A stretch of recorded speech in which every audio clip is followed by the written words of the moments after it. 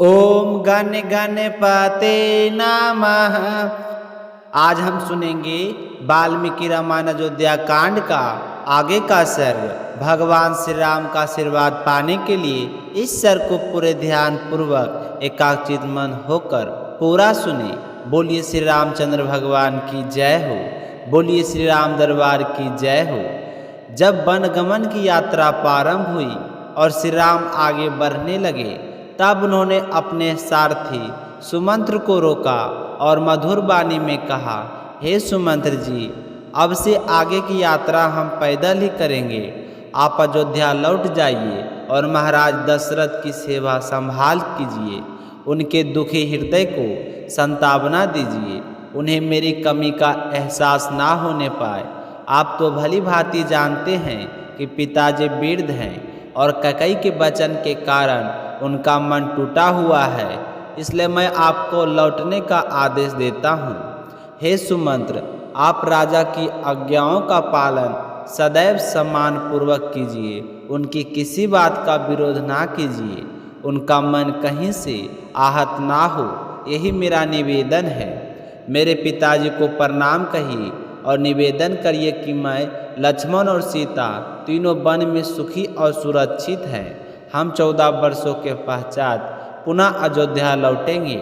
आप माता कौशल्या, माता सुमित्रा और माता कैकेयी तीनों माताओं को मेरा चरण वंदन कहिएगा।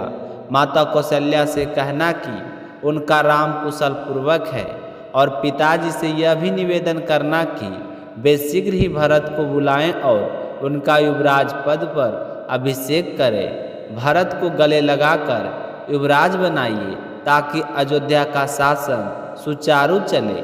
जब भरत राज का संभाल करेंगे तो आपके वियोग का दुख भी कुछ कम होगा। हे सुमंत्र जी, भरत से मेरा कहना कि वे सभी माताओं को सम्मान भाव से मान दे। कैकेयी को भी वही सम्मान दे जो कौशल्या और सुमित्रा माता को देते हैं, क्योंकि माताओं का में भेद करना उचित नहीं है। पिताजी की सेवा और राज की रक्षा करना ही उनका धर्म होगा। यदि भरत ऐसा करेंगे तो वे इस लोक और परलोक दोनों में सुखी रहेंगे। श्री राम के ऐसे मधुर और गहन वचनों को सुनकर सुमंत्र का हृदय व्याकुल हो उठा और आंखों में अश्रु बह निकले, और बेभाव बेहाल होकर बोले, हे प्रभु राम, आप मुझे लौटने की आज्ञा तो दे रहे हैं, परंतु सोचिए, जब मैं अयोध्या में प्रवेश करूंगा तो सब लोग मुझसे प्रश्न करेंगे कि राम कहाँ है। जब मैं निकला था उस समय मेरे रथ में आप विराजमान थे, सबने आपके दर्शन किए थे, परंतु अब जब मैं यही रथ लेकर लौटूंगा और उसमें राम नहीं होंगे, तब अयोध्या की प्रजा का हृदय कैसे टूटेगा, यह मैं सोच भी नहीं सकता।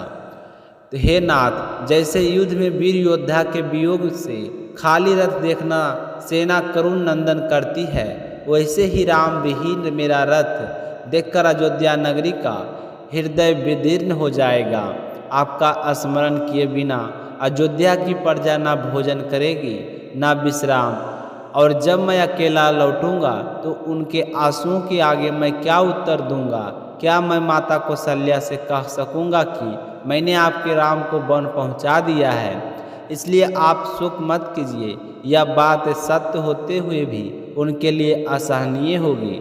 आप कहते हैं कि मैं महाराज दशरथ को प्रसन्न रखूं, परंतु बताइए, जब मैं उन्हें यह समाचार दूंगा कि राम वन में चले गए हैं तो उनका शौक कैसे मिटेगा।